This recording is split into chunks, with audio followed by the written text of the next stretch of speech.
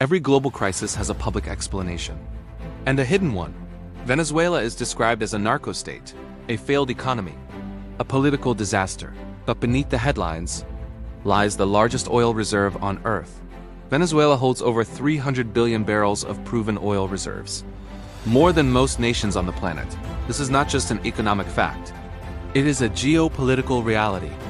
When a country with this level of energy wealth collapses, global powers pay attention.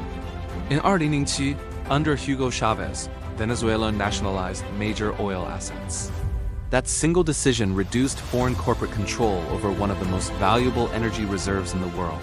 When Nicolas Maduro assumed power in 2013, the geopolitical pressure intensified. Sanctions tightened, oil exports dropped. The economy spiraled.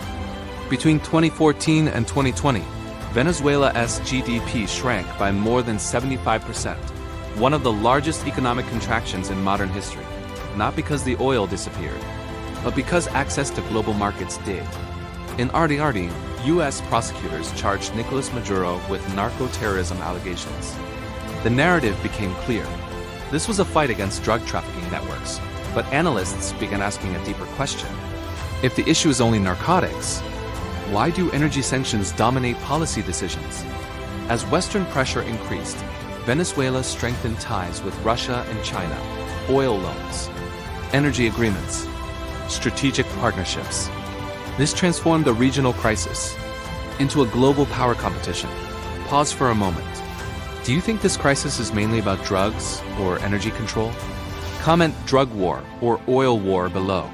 Oil is not just a commodity, it is influence. When a nation controlling massive reserves becomes isolated, energy markets react. Sanctions limit production. Production limits exports. Exports reshape global supply.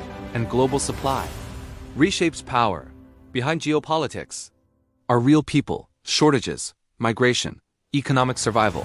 While world powers debate strategy, citizens live the outcome. History shows a pattern.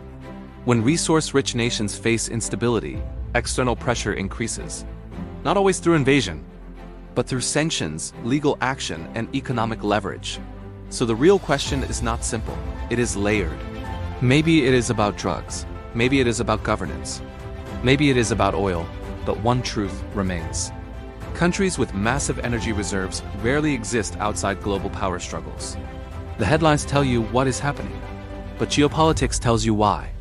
And in the next documentary, we expose how sanctions quietly reshape entire economies.